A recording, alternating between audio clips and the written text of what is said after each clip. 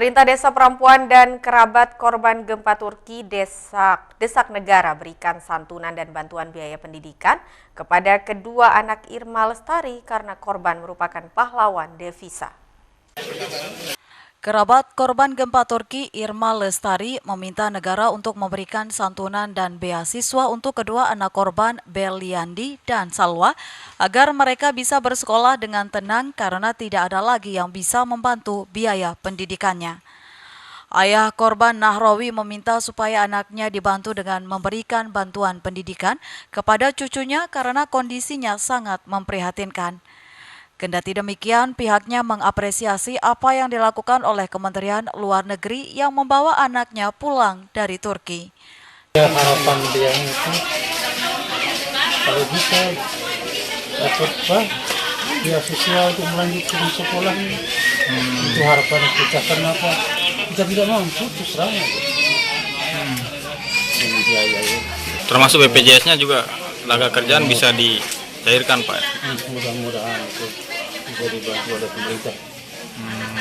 Sementara itu, Kepala Desa Perempuan yang ditemui di sela-sela tahlilan di rumah duka mendesak pemerintah bisa membantu kendati dari data Kemenaker dan BPJS Ketenagakerjaan yang bersangkutan tidak masuk sistem dalam data Kementerian Tenaga Kerja. Kalau harapan kami, karena secara administrasi warga kami ini sudah lama meninggalkan Lombok dan sudah masuk daerah Bali, berangkat dari Bali menuju ke Turki, sehingga kami agak membutuhkan waktu untuk mengklarifikasi secara administratif. Tapi alhamdulillah berkat dari kedua orang tua yang sudah lama pisah sekarang kembali lagi berkumpul dalam situasi ini, kita ambil hikmahnya. Dan memang benar, pertama kami menjadi saksi bahwa almarhumah adalah orang baik. Kemudian yang kedua, kenapa justru ke Turki? Hanya satu-satunya adalah untuk mengais dan mencari rezeki demi keluarga. Pemda Lombok Barat menegaskan akan membantu anak korban dari sumber yang lain supaya mereka bisa lanjut bersekolah. Dari Lombok Barat, Muzakir, iNews melaporkan. Lebatnya hutan Punikan Lingsar Lombok Barat menyimpan pesona alam yang indah berupa air terjun dengan ketinggian hampir 30 meter ini terletak di tengah hutan. Untuk sampai ke sana pengunjung harus berjibaku melewati jalan setapak yang sempit dan terjal.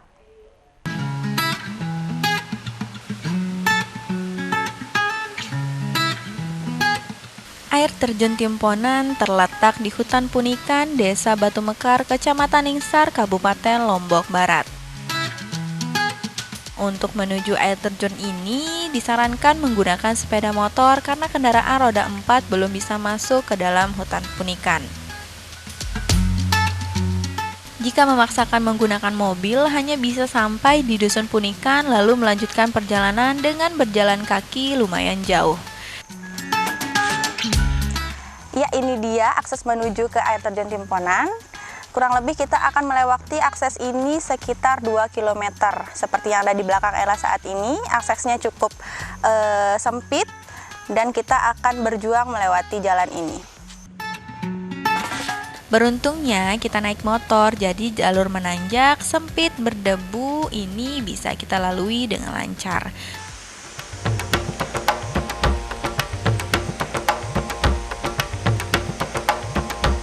Ya, akhirnya saat ini Ella sudah sampai di parkiran air terjun Timponan.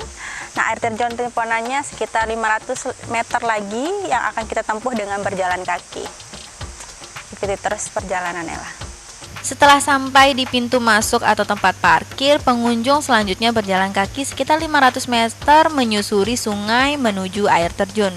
Suasana sejuk membuat perjalanan tak terasa melelahkan. Tak perlu khawatir meski terbilang terpencil, namun destinasi ini sudah dilengkapi sejumlah fasilitas seperti toilet serta tempat ganti baju, dan ada juga warung kecil yang menjual makanan ringan dan minuman. Oh ya, jangan lupa membawa perbekalan yang cukup ya, soalnya di air terjun nanti tidak ada warung ataupun pedagang. Suasana sekitar masih sangat alami. Jalur trekking ke air terjun tidak terlalu menanjak, kondisinya terbilang bagus meskipun cuma jalan setapak. Buat saya, trekking selama 10 menit tersebut tergolong ringan. Di sepanjang perjalanan, saya menikmati sungai, pepohonan, dan suasana di tengah kebun kopi milik warga. Air terjun Timponan ini memiliki ketinggian sekitar 25 meter. Nah, di bawahnya juga kita bisa melihat ada kolam yang bisa kita gunakan untuk berenang. Nah, setelah ini Ella akan berenang. Temenin terus ya, jangan kemana-mana. Dengan ketinggian kurang lebih 50 meter, air terjun Timponan menjadi salah satu dari beberapa air terjun tertinggi di Lombok. Debit airnya tak begitu deras, namun bisa membuat wisatawan cukup aman bila ingin berenang. Seperti yang kita ketahui, bila berada di tempat wisata, pastinya tidak akan menarik bila hanya diam dan menikmati keindahan saja.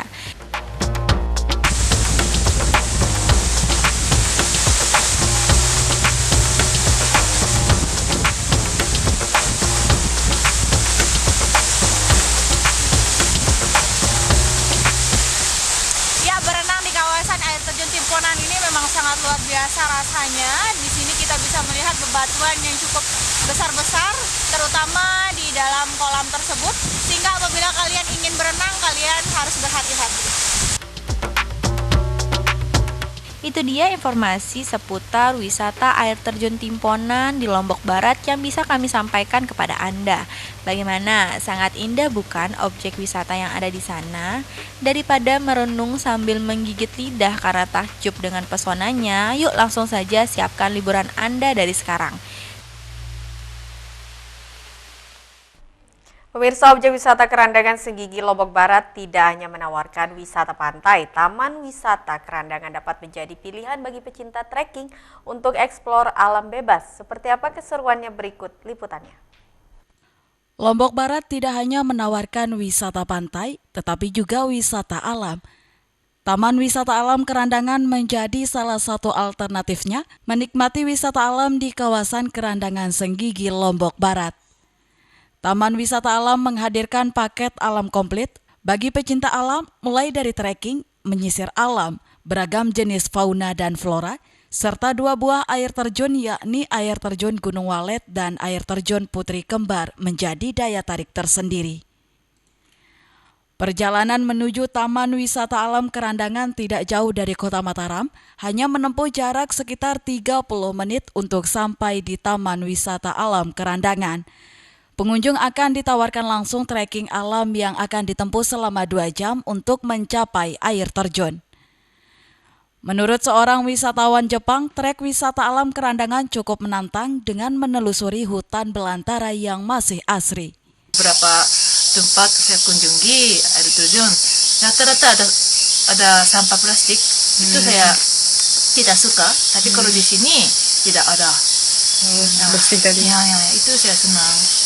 Nah, kalau saya kadang bawa tamu dari Jepang, jadi kalau besok saya mau bawa tamu ke sini kalau bersih begini. Sejak dibuka tahun 2009 lalu, wisata alam Kerandangan sudah mulai dilirik wisatawan mancanegara maupun domestik. Ini memang dikenalnya dibuka memang sudah lama, tapi kalau untuk sentral sekitar tahun 2009 ya, yang memang baru bisa diekspor dari masyarakat luar maksudnya. Kalau dari masyarakat setempat di sini udah lama. Kedepannya pihak pengelolaan akan terus mengembangkan wisata ini untuk menarik wisatawan dengan memperbaiki infrastruktur serta fasilitas. Bagi kalian para pecinta trekking alam, Taman Wisata Alam Kerandangan dapat menjadi alternatif baru dalam menikmati paket alam komplit dengan hanya membayar Rp5.000 untuk wisatawan lokal dan Rp10.000 untuk wisatawan mancanegara. Dari Mataram, Tim Liputan iNews melaporkan. Ya pemirsa, informasi tadi sekaligus menutup perjumpaan kita kali ini di iNews NTB. Saya Vinka Andini pamit undur diri dan sampai jumpa.